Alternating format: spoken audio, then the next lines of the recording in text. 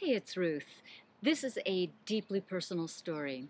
Yesterday, I was in New York City for a client, and my daughter Lily decided to come along for the ride.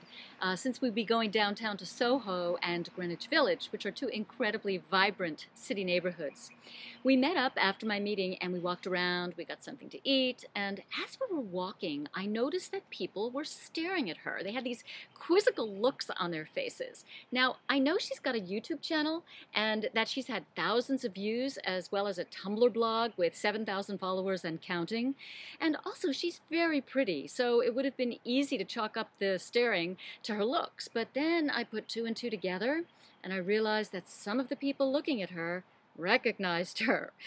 I told her what I thought, and like a teenager, she blew me off. Now, stay with me because this is an important part of the story and I'll get to the punchline later. But first, some background. Lily declared her homosexuality at the tender age of 14. I can tell you I was in shock. There had always been boyfriends and crushes, so my fantasies about her were naturally traditional and conventional. Once I got the news, however, I knew I'd have to pivot, and unfortunately, it was more like turning the Titanic. And I didn't get much help from Lily. She was 14 at the time, and then she was 15 and 16 and 17. And as any parent knows, not easy years for any teen, no less one shouldering such a burden. She was angry all the time, her hormones were raging, she was hating me and her dad, mostly me, for her rotten life. And, I wasn't allowed to even tell anyone, and I understood that. I had to respect her privacy. I had to follow her lead. And I'll tell you this, waiting actually worked for me because I thought selfishly, well, maybe things will change. And that thought was my wake-up call. Because I'd always considered myself socially liberal, completely behind social justice issues. I had had conversations with friends who suspected that their children might be gay, and I'd say, it's genetic, nothing you can do about it, accept it, help your kid accept it. But now it was on me. I questioned myself. Did I harbor a secret bias? Was it okay for other kids and families, but not mine? I really had to dig deep. I really had to be honest with myself. And once I was, the floodgates opened. Instead of being angry in advance and ready to attack someone if they said the wrong thing, I became more tolerant. Are you following me here? Tolerant?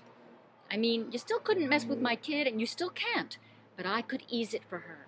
I had freed up enough capacity to accept and categorize whatever came my way.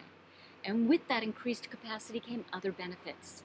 I became a better listener, more tuned into the many unspoken needs of clients, more willing to assert myself when I saw a client making a mistake.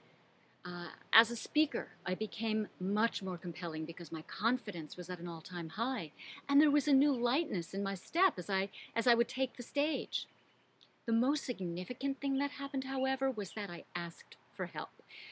I'd always been terrible at that vital skill. Needing help humiliated me, still does to an extent.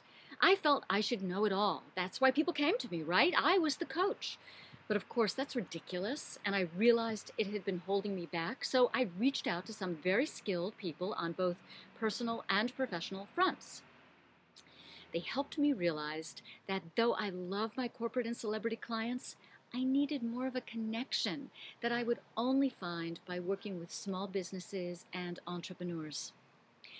Recognizing this truth increased my capacity even more, which was quickly filled with wonderful new clients who, though they wouldn't have known what was going on with me personally, recognized that they needed to do business with me. They sensed my authenticity and my level of knowledge and expertise. They couldn't resist. But it was actually Lily who taught me the greatest lesson of all, and that's to be who you are. Because while I struggle to attract viewers and readers, trying every trick in the book, Lily has thousands of followers on Tumblr and on YouTube simply by speaking honestly about who she is and how she feels about it. It is astonishing. Shouldn't be, but it is. Lily has the self-confidence to know that as new circumstances and experiences present themselves, we have to incorporate them. That what worked before the new circumstance or experience no longer does. That we have to adapt and we have to change, and that doing all this will free up that capacity and make room for new people, new ideas, and new business, and that this new freedom will be immediately obvious to everyone you come into contact with. You'll become irresistible. So, the Titanic has finally turned. Lily's now 18. She's about to leave the nest. I am so proud of her and the young woman she's become.